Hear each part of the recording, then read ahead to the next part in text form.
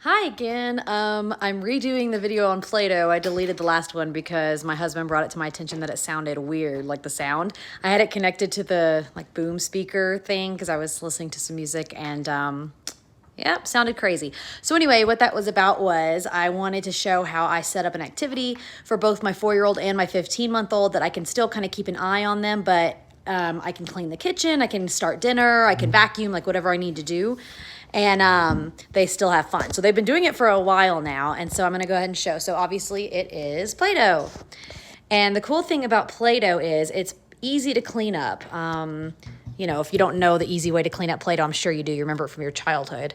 Is just boop, boop, boop, boop, boop, boop, boop, boop, boop. And you just kind of pick it all up like that. And then I do the same thing because she's sitting on a bench, and then I just sweep. Not a big deal. We try to keep it off the floor, but, you know, she's 4. But I like to buy these little kits. This one was like $5 at Walmart. And then each time I go to Walmart, I usually pick up a couple of these because, as you can see, the little bitty pieces, they don't stay together. It dries out. And these are like 50 cents now. They have all different kinds.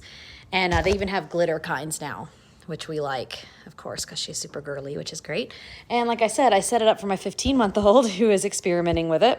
And I keep her in my sight, so because she's already tried to eat it. And she's thrown it on the floor, of course, but she's already tried to eat it, and then she freaked out when I wouldn't let her eat it.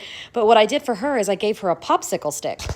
And then I just put a pile in front of her and showed her that you can squish it with the popsicle stick. Can you squish it?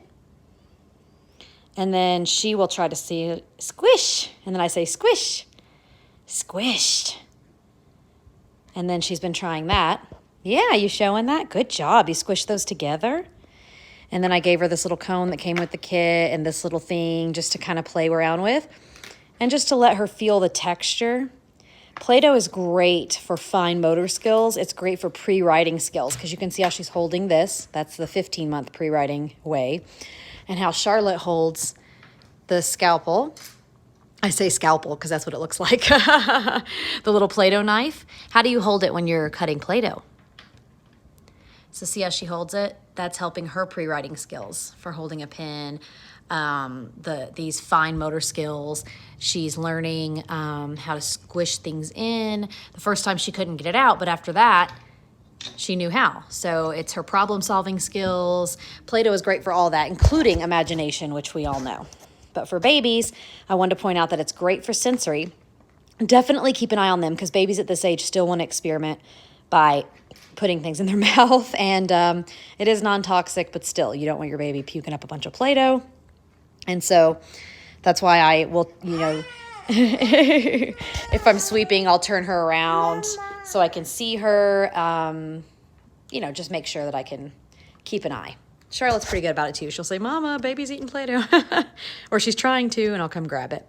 But anyway, like I said, these kits are really nice. She's been playing with Play-Doh now for about 45 minutes. And so it's something that can keep them busy while still engaging their mind, unlike 45 minutes of staring at a screen. So again, if you want the full topics on low-tech parenting, then make sure you check out Cherishing Childhood, the Low-Tech Parenting Podcast. That is my podcast where I talk about research. I talk about new studies. I talk about activities. I talk about stuff I learned as a elementary school librarian. In case you didn't know from my intro, I have a master's in early childhood library science. And so I really enjoy anything that's pre-reading, pre-writing. I enjoy anything to do with early childhood education. And that all that, of course, in my book and my research includes low tech. So check out the podcast. Make sure you subscribe. Real life is happening behind me, and I'll be back soon.